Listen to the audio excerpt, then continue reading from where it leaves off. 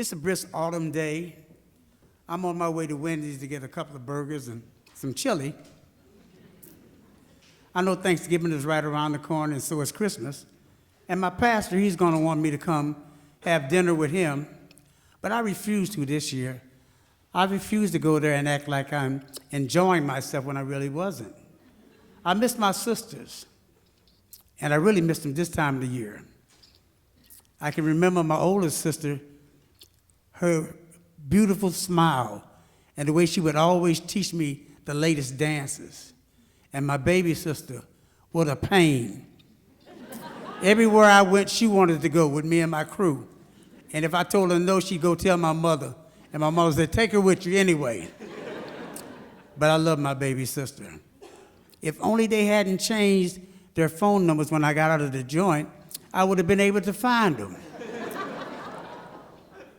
But this wishful thinking now. Years of drug abuse and incarceration had put the promise on hold. The promise that I had made to them when I left St. Louis 34 years prior. I promised them that I would return one day and buy a house for the three of us, and no one would ever separate us again. But like I say, drugs and incarceration put that on hold. Oh well, at least I'm drug-free today, and I got my own place. Thank you. So as I turn the corner, I see a friend of mine who I grew up with. As a matter of fact, we used to hustle together. And so we embraced each other and went to talking about some of the same people that we knew. And he told me some of them had gone straight and got jobs. Some of them was back in the penitentiary, but most of it was deceased. And so I asked him, had he seen any of my sisters? He told me he hadn't, but a friend of ours named Tommy had. His girl hung out with one of my sisters. So I asked him if I gave him my phone number, would he give it to Tommy? He said he would, and I said, cool. So about a week passed, and then about a month passed, and I said, oh, well, it was just wishful thinking. It was a shot in the dark. So after about a month and a half, I'm laying in bed one night looking at the news, and the phone rings. And I answer the phone, and I hear two people trying to talk at the same time. May I speak to Sherman Powell? I said, this is Sherman Powell. This is your sisters. I said, my sisters? Yeah, you idiot. This is your sisters. I said, Peggy? Dolores? They said, yeah. I said, oh, my God. I jumped out of the bed, wouldn't sit in the chair. I said, oh, my God. We went to crying and reminiscing and talking and everything. I said, Grandma, how's Grandma doing? They said, Grandma passed away about 4 years ago. I said, Grandma. I said, you remember when Grandma used to chase all of us? She was dipping stuff, and that stuff be rolling down her mouth, and she'd be wanting to kiss you and stuff. And we started laughing about that. And my older sister said, yeah, but remember when Mama got the new boyfriend, and Daddy had told you before he passed away that you was the man of the house, and you wouldn't ask that man how much money he made on his job, and what kind of car he had, and Mama told you to take your butt in the kitchen? And I said, yeah. I said, but Peggy said, but no, that wasn't the one. You remember when we was on our way to the drive-in for the first time, and Daddy pulled behind the filling station and told all of us to get in the trunk? And I said, yeah. I said, that cheapskate trying to save $3, you know. So we laughed and continued to reminisce. And so Peggy said, listen, you're coming home for Christmas. You're going to be with the family. You're going to meet all your family, your nieces, your nephews, your grandkids, and your sons. So I said, all right, cool. She said, I'm sending for you. So as I hung the phone up, I realized she said sons. I wondered if she mean all three of them. Anyway,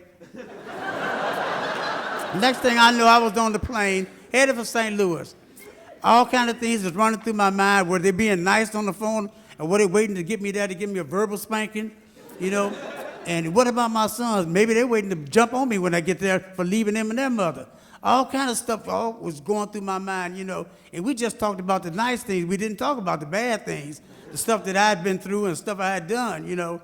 All this was running through my mind. And I just felt like I always do when I'm in front of a judge getting ready to be sentenced. I hope for the best and look for the worst, you know. So I just fell asleep and let the plane come on into St. Louis. So once we got to St. Louis, my sisters and them were waiting for me. We hugged and kissed and got on in the car. My niece took us to her house. And so once we got to my niece's house, one of my great nieces come out. I think she was about 4 or 5 years old. Her name is Mimi. And so she come flying out the door. She hugged me. She said, Uncle Sherman, we've been waiting on you. I love you, Uncle Sherman. I said, well, I love you too, sweetheart. I said, well, at least I got one admirer, you know. And so she grabbed me by the hand and took me into the house and introduced me to, to a bunch of my nieces and nephews. So 2 of my sons were over in the corner.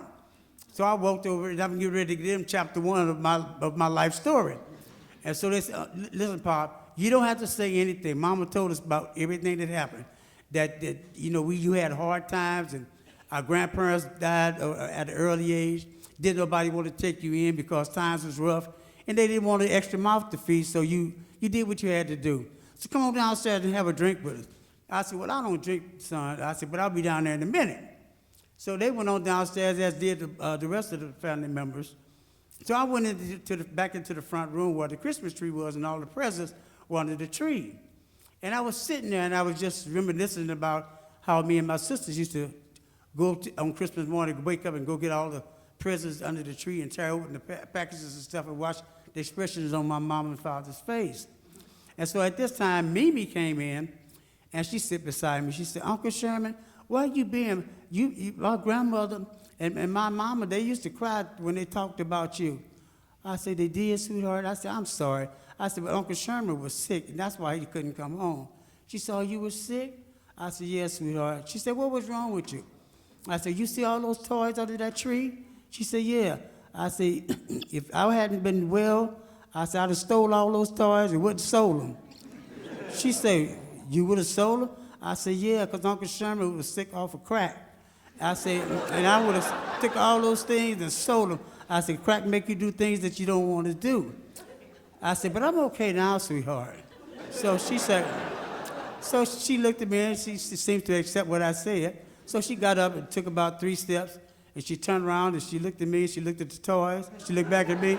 She said, you sure you okay, Uncle Sherman? So I told her, I said, yeah, I'm all right, sweetheart. I'm good. So she went on to be with the rest of the kids. So at this time, I said to myself, I said, well, if I could be honest with this kid, I got to be honest with my sisters. And so I started toward the kitchen where my sisters were making hors d'oeuvres for the rest of the family. So I got in there, I went to telling them about this, beginning to tell them about the trials and tribulations that I was going through back then, after I left them. But they didn't want to hear it. Just like my son, my older sister said, listen, we didn't search for you for 34 years to hear nothing about your past, what you've been doing. All we know is that you're here now. We know that we had a rough time growing up. We know we did what we had to do to survive. And my baby sister said, and anyway, you're here now, and that's all that matters. I said, well, I appreciate that, sis. So I turned to leave to walk back into the front room with my baby sister said, but Sherman, I said, yes, sis, we still want that damn house. I said, oh, okay. And so at the end of the day, my sister told me, said, listen, we're gonna start having family reunion every September or Labor Day. So you're gonna come back to St. Louis Labor Day of September next year, and this time you'll get a chance to meet all your family members. I said, Peggy, I said, when you say all my family members, do you know I have another son? She said, yeah, I know you're Sherman Jr. She said, we looked for him, but we couldn't find him. We know he's somewhere here in St. Louis. I said, yeah, okay, then I just was wondering. She said, yeah, well, I know about Sherman Jr.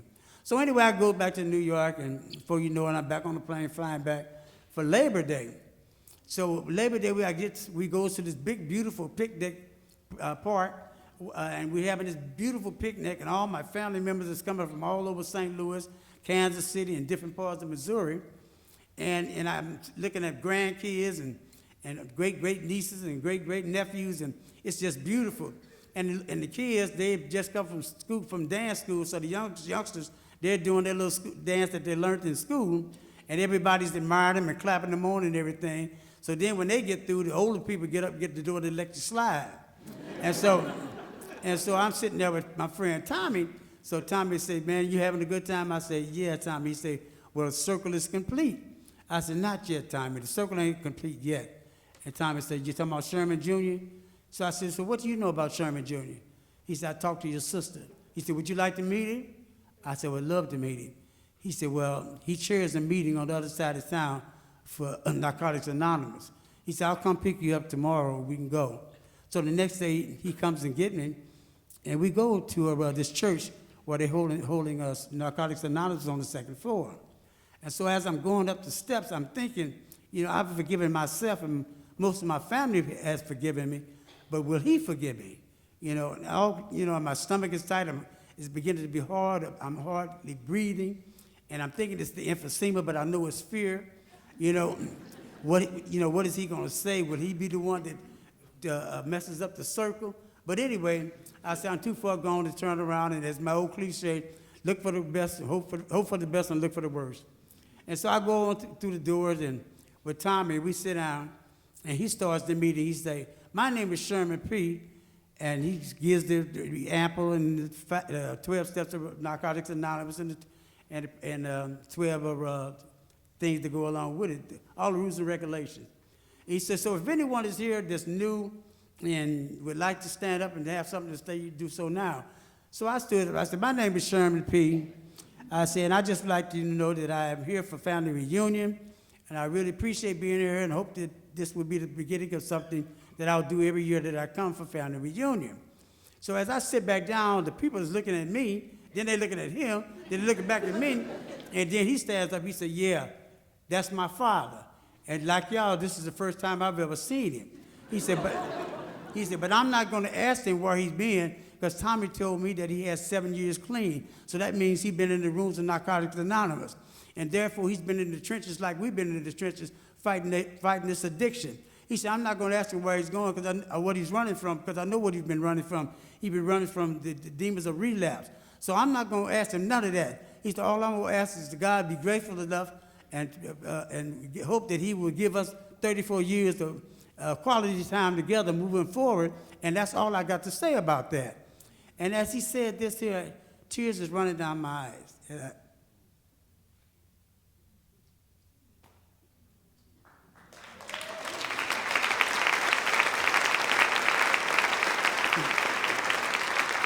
Tears is running down my eyes, and I said, yes, the circle is finally complete.